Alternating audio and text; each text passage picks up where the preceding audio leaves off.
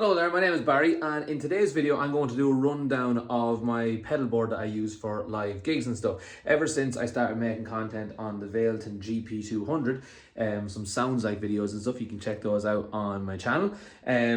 People have been asking me how I use my Valeton GP-200, how I use it for gigs, and are just generally curious about what I do when I am gigging.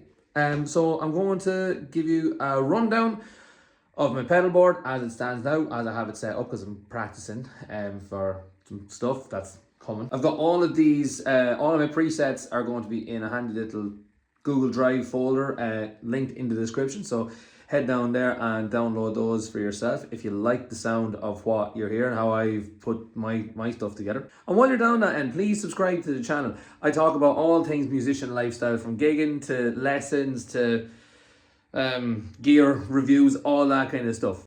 So if that's your vibe, make sure you subscribe. Now by default, I am an Irish musician and I do a lot of Irish traditional drinking pub songs.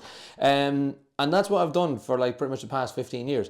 However, just this past week or so, well, past few weeks, I have been wanting to get into playing along to backing tracks, which is going to be such a bad word, and everyone, all the guitar players watching this are now going to like switch off and think I'm an absolute pleb. Hear me out. I feel like when you're a musician and you're gigging and you're an entertainer, there's two sides of it. There's being engaging and entertaining, and there's having good songs.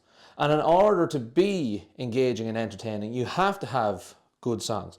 And in order for those songs to be good, they have to be engaging and entertaining. And the way that good songs become engaging and entertaining is if the crowd recognizes them.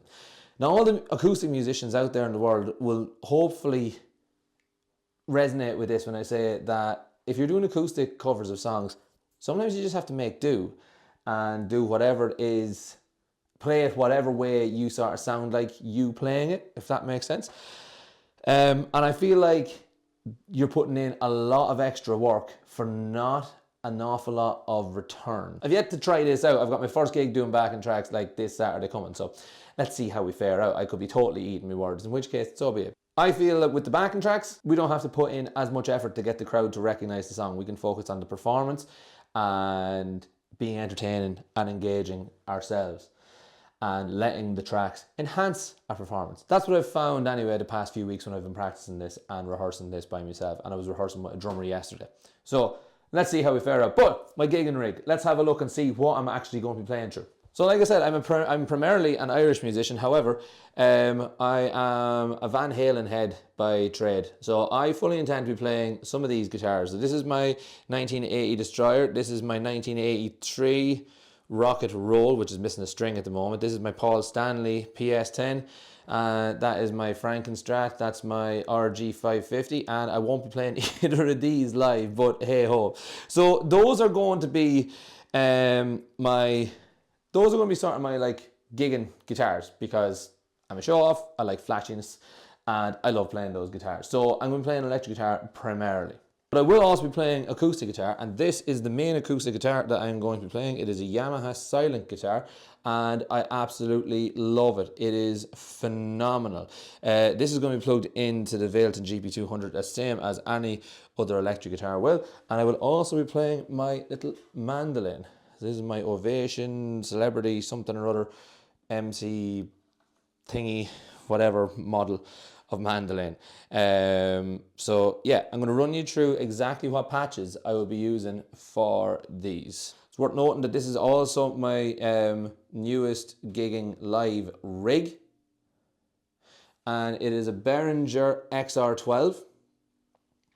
And in that, and I've also got some Debra Audio in-ear monitors and a Phoenix Pro wireless microphone setup. There's two microphones and two in-ears, and this is just a little router for the XR12. So the XR12 is controlled by my iPad using this app mixing station. This right now is running my XR18, which is the studio one, but the XR12 looks exactly the same, albeit with just a slightly different layout. But now, the pedal board. Here is my pedal board. So, It is a Harley Benton Spaceship 80 powered pedalboard, meaning that all the power is built in to the pedalboard. I really don't need that many power outlets because like I literally just use the Valeton GP-200, but it's nice to have. So the main guts of my rig is the GP-200. I'm going to look through the settings now in just a second. I also have this stomp box that I've had for 15 years. You can see it's been absolutely kicked to death. And it's phenomenal. I love it. That's just running into a DI box. This is not plugged in, but all that does is just gives a thump for if I'm playing acoustic guitar. It just adds a little bit of something. I'm then going into a Harley Benton wireless, which is going into the Valeton. And then I have this M-Wave chocolate, which controls the backing tracks on my iPad. And then my mic stand is the D'Addario expand mic stand, pedalboard mic stand, and that just plugs straight into the pedalboard. And then I've got all my accessories. I've got like, that's my in-ears there. I've got this little pints holder, that's my mandolin holder, and then this is a holder for my phone, and then this is the wireless mic. So everything is like nice and neat and tidy and very compact and very transportable.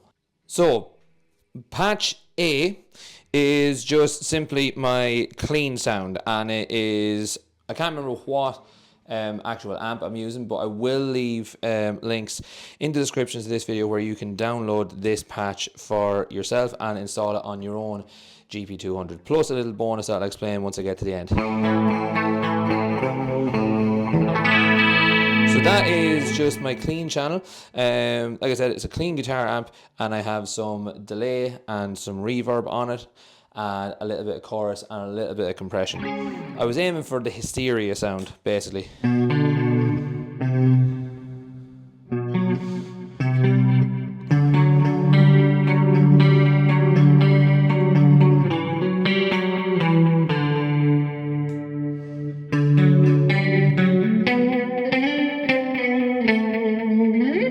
So in my opinion, that's just a lovely, sparkly 80s clean sound.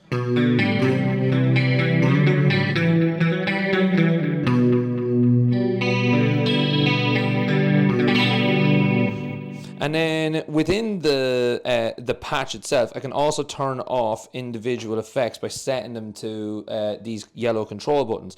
You can have up to 8 different control settings with different combinations of the buttons.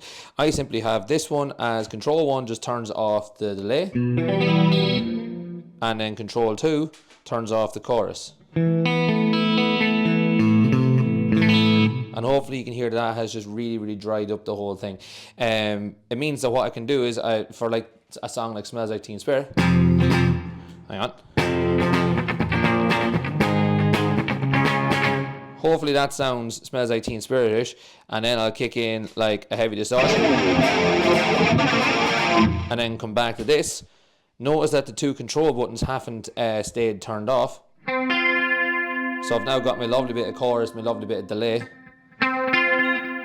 still in there. My main overdrive sound then, my second channel, it's a JCM 800, and from memory I literally just have just a little bit of chorus, sort of a crunchy, just a crunchy sound on the JCM 800 with a bit of chorus. Like I said, it's a copy of the Boss Dimension delay on setting 4, I believe. With a bit of reverb, a bit of compression to push the front end of the amp and still maintain the character of it. And that's my main crunch. If I want to turn it up, I just press Control 1, and that has an EQ boost. So it's like an EQ pedal for a volume boost and a bit of delay.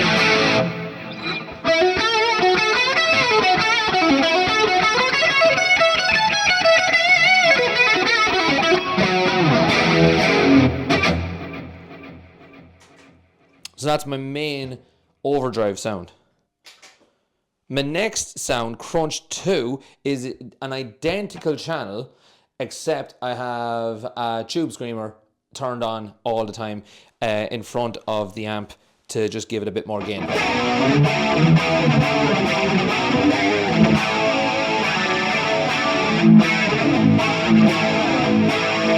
So hopefully you can hear that that has just a slightly different tonal quality and it's a bit more gain, a bit more saturated. And then my control 1 is exactly the same.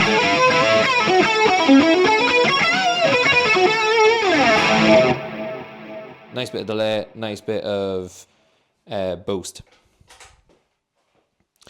My wireless is also a tuner. So if I engage that, you can see how out of tune my guitar is.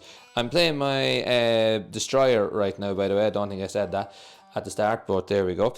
Let's get this back in tune, and then I'm going to plug in my Mandolin and my acoustic guitar, and you can see how they operate within the Valeton GP-200.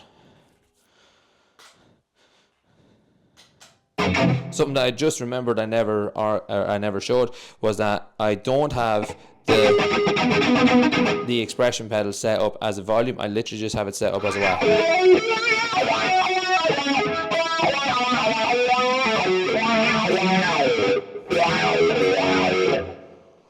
You might have noticed that this little light here is green. That means it's in like the first stage, and then when you push it down it turns red.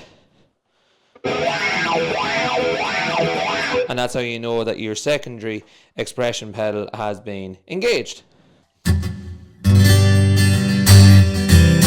So now hopefully you can hear that I've changed to an acoustic guitar, and I am now playing through my Yamaha silent guitar.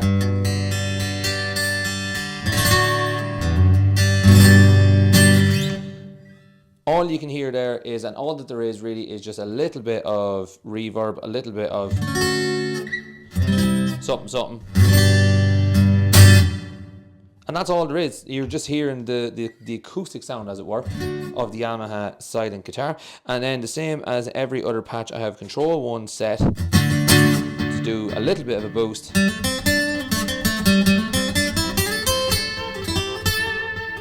and a little bit of a delay. So that's what it sounds like with my acoustic guitar.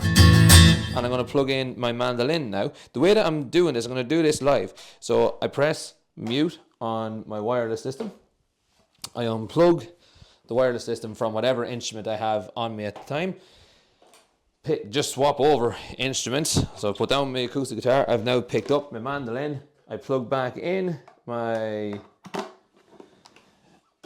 wireless. Press the wireless again.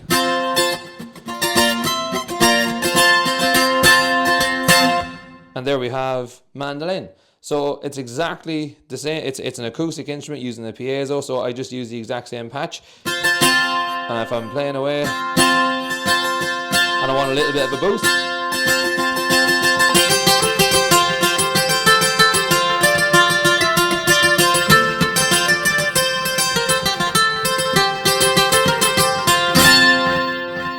and I'm fairly certain that I have that exact same wah feature on.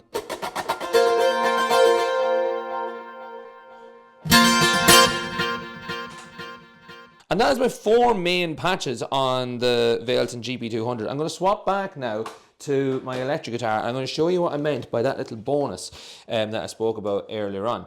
Because I have these exact same 4 patches just duplicated about 7 or 8 times to accommodate for me not wanting to use a capo or tune down. Now I know you've got things like the Boss XS1 has literally just came out.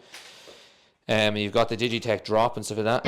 And I do have the Digitech drop and it's fantastic. However, if I don't need to plug in an extra pedal because I can do it in this, then I'm 100% going to do that. So let's have a look, let's have a listen. So in order for me to, I'll just come out of that again.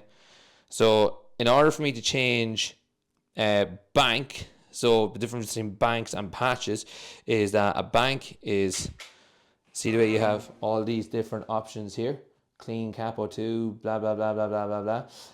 This is a bank of of patches. So bank 35, bank 36, and then the patch is the individual setting within each. But hopefully you can see there that I have, if I go back to my original one, A is clean, B is crunch 1, crunch 2, and then acoustic. And if I just cycle up from 33 to 34, my next bank is the exact same again, clean, crunch 1, crunch 2, acoustic, but with a capo on. So let's see what that sounds like.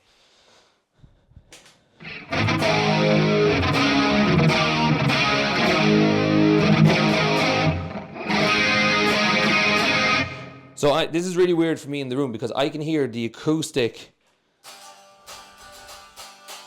I can hear the acoustic sound of the guitar before it's being affected by the pitch shifter. And it just sounds really, really weird and funky for me. So let's go up to the next one where it says capo 2. I'm just playing the G chord. Let's go up to capo 3. Hopefully you can hear as we go up that I'm just playing the exact same chord, but you can hear that it is being affected. There is a slight little bit of latency, but you'd only notice it if you were listening out for it. Certainly in the heat of a song, you're not going to notice it too much. If I go up to the next patch, I now have a drop. So I've dropped it down half a step.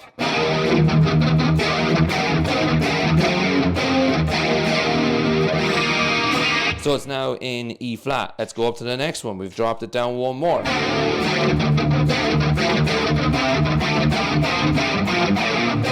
So it's now down two. It's now down 2 frets. I can go one more.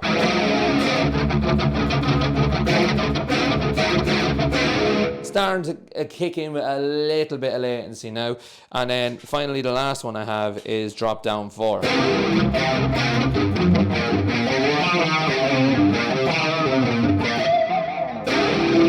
I tend to not use crunch 1 when I drop down by 4. I